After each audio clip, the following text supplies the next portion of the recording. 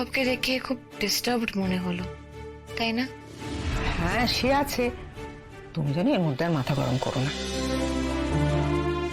একজন অস্থির হলে অন্যজনকে শান্ত থাকতে হয়, সামলাতে হয়, তবেই সংসার চলে।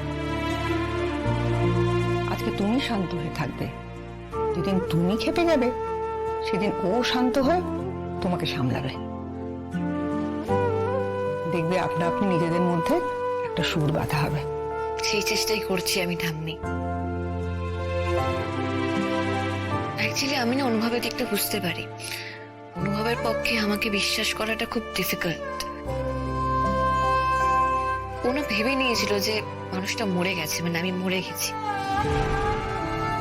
সেভাবে ও নিজের জীবনটা শুরু করে দিয়েছিল, নিজের মতো করে চলছিল। হঠাৎ করে আমি ফিরে আসাতে ওর তো আমাকে জায়গা দিতে একটু অসুবিধা হবেই ঠাম্মি। থাক, ওগুলো পেছনের কথা, তুমি সামনের কথা ভাবো। এবার বলো, এই ঘরে হঠাৎ আগমন কিছু দরকার ছিল? ও হ্যাঁ, তুমি সুদেবের বাড়ি যাবে তো? ওরা কিন্তু খুব করে নেমন্তন্ন করে গেছে, তাই না? না গেলে খুব খারাপ দেখায়। আমার কি আর পোষায়? খানি রাস্তা গাড়ি করে যাওয়া ধকল হবে তো। না না ঠাম্মি, তোমাকে যেতেই হবে। জানো তো, আমাকে সুদেব ফোন করেছিল। ফোন করে আমাকে বললো যে গ্রামের লোকেরা লাজুকে নাকি শুধু পুজো অব্দি থাকার পারমিশন দিয়েছে,